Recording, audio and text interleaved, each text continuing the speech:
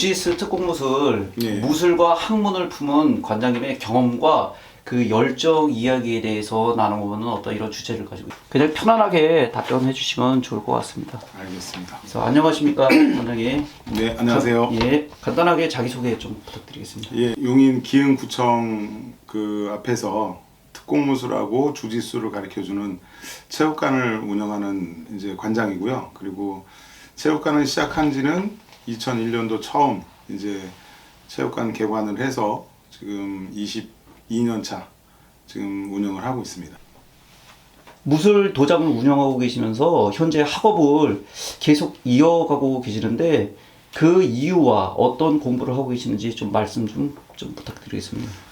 예, 이제 그 체육관을 한 4, 5년 이렇게 운영을 하다 보니까 어느 순간 이제 그런 시기가 찾아오더라고요. 그 내가 분명히 이제 아이들을 혼내는데 이게 내가 화가 나서 아이들을 혼내는 건지 아이들이 잘 되라고 혼내는 건지 헷갈리는 시기가 오더라고요. 내가 혼내서 아이들이 우리가 바라는 거는 아이들이 이제 긍정적인 방향으로 좀 변화하기를 바라는데 실질적으로 혼내도 변화가 없는 거예요. 그러다 보니까 그런 고민이 이제 생기기 시작하더라고요. 도대체 내가 이 아이들을 왜 혼내고 있나. 네네네. 그런 차에 그러니까 이름은 잘 기억이 안 나는데 학습 심리라는 아마 세미나였었던 것 같아요. 2시간짜리였었고 뭐 이제 자료를 해봐야 A4용지 2장 정도 되는 그런 자료를 가지고 이제 그 수업을 한번 들었었는데 그때 제가 그거를 듣고 나서 굉장히 그 충격적이었었어요. 진짜 내가 무식한 지도자였구나. 아이들을 지도하는데 아이들에 대해서 아무것도 모르고 내 운동만 한다고 해서 아이들을 지도하려고 하고 있었더라고요. 그래서 뭐 호랑이를 예를 들면 뭐 제가 만약에 이를테면 축구 선수야. 그래서 축구도 차는 그러니까 그런 호랑이를 만들고 싶어요. 뭐 서커스에 나올 수도 있고 그런 호랑이를 만들고 싶은데 저는 축구 선수예요. 축구는 되게 잘해. 근데 호랑이에 대해서 아무것도 몰라. 뭐 육식을 하는지 채식을 하는지 야행성인지 주행성인지 무리생활을 하는지 독립생활을 하는지 아무것도 모르는 상태에서 축구만 안다고 해서 그 호랑이를 갖다 조련할 수 있겠느냐.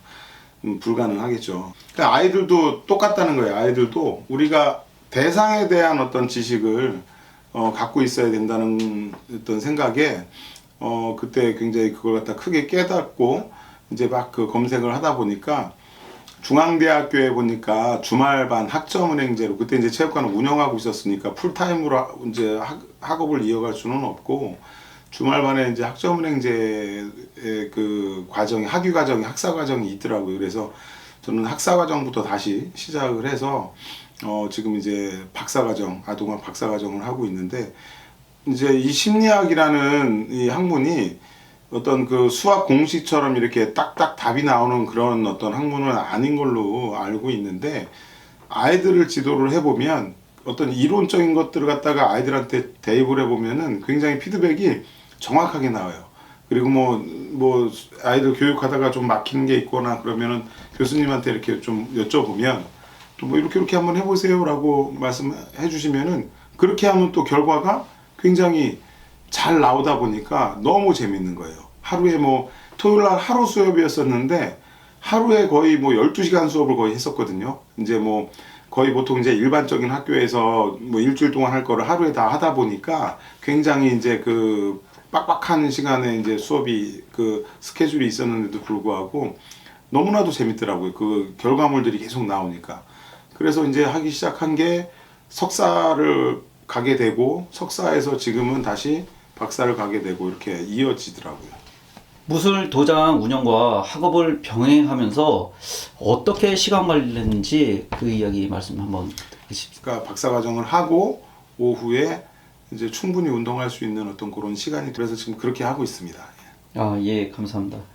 자, 오랜 세월 힘들게 학업을 이어가시면서 수련생들을 지도하는 것에 배움이라는 것이 뭐 작용이 있는지 어떻게 생각하시는지 그 이야기를 듣고 싶습니다. 아이들을 지도를 할 때 아이들이 원하는 걸 갖다가 보상으로 주어지면 굉장히 그 아이들을 행동을 갖다 변화시키기가 되게 좋을 거예요. 그래서 근데 이 심리학은 이제 사람에 대한 어떤 지식을 갖는 거기 때문에 뭐 강화와 소거 뭐 이런 것들을 갖다 배우게 되죠. 그래서 아이들을 갖다가 어떻게 동기화시키고 이제 이런 것들을 배우기 때문에 정말로 제가 보기에는 누구나 다 누군가를 가리키는 사람들은 기본적으로 다 뭐 발달 심리라든가 학습 심리 정도는 어느 정도 알고 접근하는 게 굉장히 좋을 것 같아요.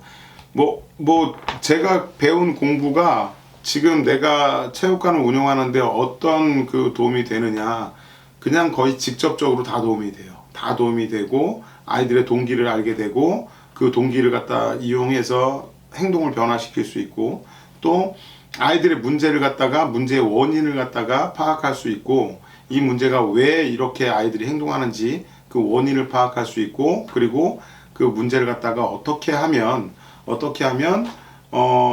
바른 방향으로 바꿔놓을 수 있는지에 대한 어떤 솔루션도 다 가질 수 있는 학문이 심리학인 것 같아요. 그래서 거의 직접적으로 다 도움이 돼요. 정말 그 누군가 지도하는 사람들은 다 배웠으면 하는 그런 학문 중에 하나가 심리학이에요. 예. 자, 다음은 지도자로서의 역할과 학문을 동시에 추구하고 계시는데, 학문을 통해 관장님께서는 어떤 동기부여를 받고 계시는지 궁금합니다. 많이 들었던 얘기 중에 하나가 운동하는 사람은 무식하다. 또 뭐 이제 학부 형님들도 우리 애는 공부를 못해요. 그래서 운동이라도 시키려고 합니다라는 소리가 저는 너무 듣기 싫더라고요. 너무 듣기 싫고, 그래서 저희 이제 체육관 슬로건도 문무를 겸비한 강한 친구들이라는 어떤 그 슬로건을 갖고 있는데, 그런 어떤 편견에서 좀 벗어나고 싶었고, 그리고 요즘에는 그런 것 같아요.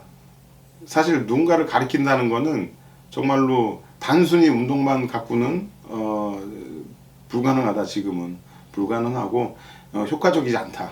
그리고 좋은 어떤 결과물을 얻을 수 없다.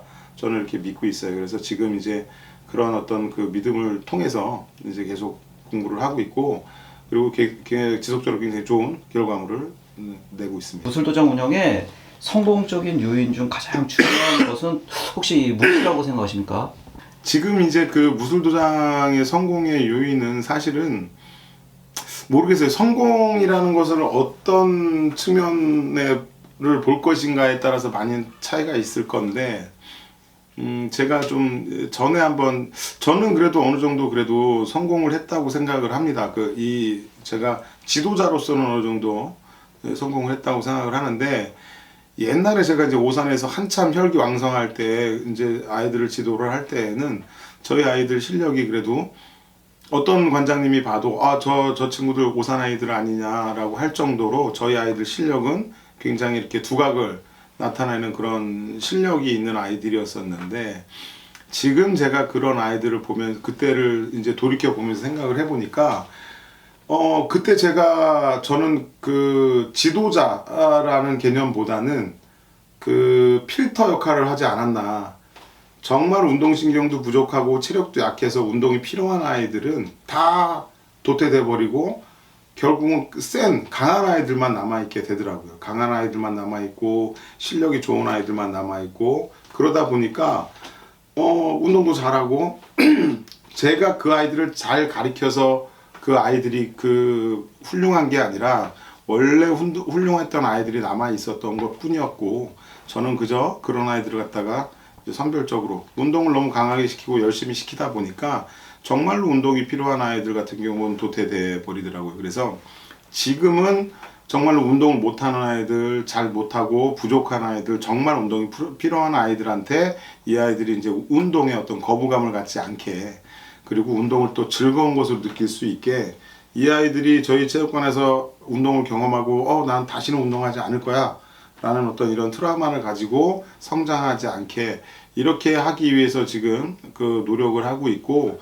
그런 면에 봤을 때는 굉장히 저는 지금 돌이켜 보면은, 그리고 지금 현재 제 그 지도하는 어떤 스타일들을 본다면은 성공했다라고도, 그래도 뭐니 해도 성공은 그래도 돈을 많이 버는 거겠죠. 학사, 석사, 박사 학위를 취득하면서 어떤 도전적인 순간이 있었는지 좀 듣고 싶습니다. 박사 과정에서는 매 순간이 어려웠던 것 같아요. 어떤 이제 제가 기대했던 것과 좀 다름도 있고 생각보다 너무 어렵기도 하고, 근데 어쨌든 간에 되게 좋은 시간이었던 것 같아요. 뭐 논문도 많이 읽고, 뭐 앉아서 잘 읽지는 못하는데 그래도 저 스스로도 놀라는 또 이제 내가 이렇게도 오래 앉아 있을 수 있구나. 어려움과 어떤 그 보람 그리고 그 성취감이 공존하는 것 같아요. 그래서 물론 모든 게 다 어려움은 있을 거예요. 그래서 뭐 누구라도 하여간 도전하셨으면 좋겠어요. 어려움이 있지만 그만큼 또 성취감과 보람도 분명히 있기 때문에 그렇습니다. 무도, 무예, 무술과 공부하고 계시는 아동 심리 교차점을 찾아본다면 어떤 연결이 있는지 좀 알려주십시오. 지식이라는 것은 제가 많이 쌓아서 그냥 꽁꽁꽁꽁 저만 가져갈 게 아니라 우리 원투 스트레이트 뭐 로우킥 뭐 하이킥 뭐 이런 여러 가지 발차기도 그냥 나만 되게 해서 막 내 실력만 그 한다고 한다면 그냥 거기에 머물러 있지 않을까 싶어요. 근데 이제 무술, 무예, 무도 뭐 이런 것들 또 학문 이런 것들은 또 쌓아서 바른 어떤 그 의미, 바른 의미를 갖다 첨가해서 또 우리 후배들한테 그거 갖다가 더 좋은 어떤 정보로 지식으로 이렇게 전달을 해주고 좋은 영향력을 줄 수 있는 어떤 그런 것에서 공통점이 있지 않나라는 생각을 합니다. 네. 자, 마지막으로 인사 한 말씀 부탁드리겠습니다. 굉장히 무도칼럼 많이 그 사랑해 주셨으면 좋겠고 그리고 앞으로가 더 기대되는 어떤 그런 매체인 것 같아요. 그래서 사랑해 주시고 많이 기대해 주시고 함께 이제 좋은 모습으로 성장해가는 모습 아마 보실 수 있을 겁니다. 예. 예, 감사합니다. 경험과 열정을 나타낼 수 있는 이야기 잘 들었습니다. 그 인터뷰에 응해주셔서 감사했습니다. 그리고 2023년 따뜻한 마무리 되시고 2024년 행복으로 맞이하시길 기원 드리겠습니다. 감사합니다. 예, 감사합니다.